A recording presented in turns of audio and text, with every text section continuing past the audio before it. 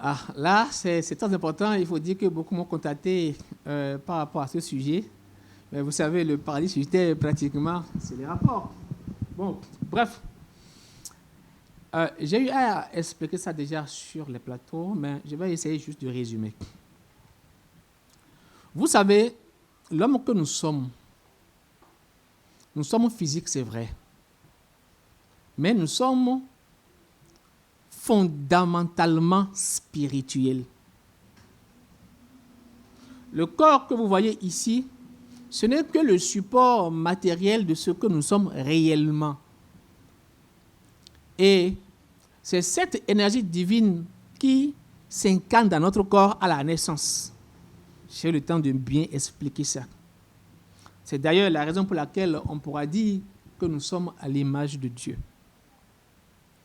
Alors, cette énergie qui s'incarne dans notre corps agit, nous amène à penser, à parler, à agir, en tout cas à nous exprimer dans la vie.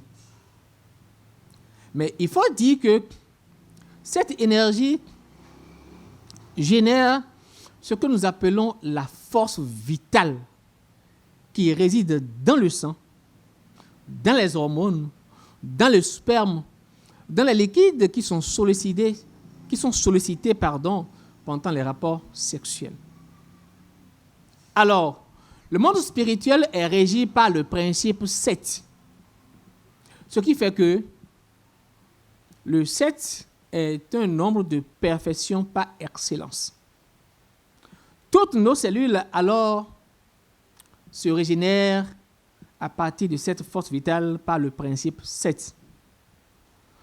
Ce qui fait que le jour solaire, on a besoin de beaucoup de cette énergie-là, pour notre régénération. Alors, celui qui fait un rapport sexuel ce jour gaspille cette force vitale et n'en trouvera plus suffisamment pour se régénérer. Et là, bonjour les dégâts. Les dégâts sont multiples. Mais là, on peut scinder en deux catégories, parlant par exemple des conséquences physiques. Vous allez constater que ceux qui ont pris l'habitude de faire un rapport sexuel le jour solaire, ils vieillissent très vite.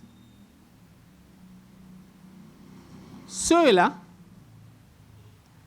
ils diminuent le temps qu'ils doivent faire sur cette terre.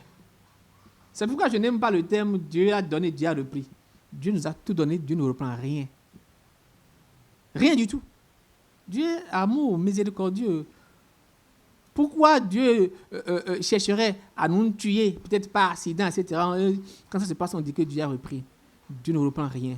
Si vous voulez vivre longtemps sur cette vie, ça dépend de vous-même. Comment est-ce que vous vous exprimez dans la vie? Il y a même des procédés, des techniques, des connaissances qu'on peut utiliser, d'accord, pour vivre aussi longtemps. Qu'on souhaiterait, bien sûr. Aujourd'hui,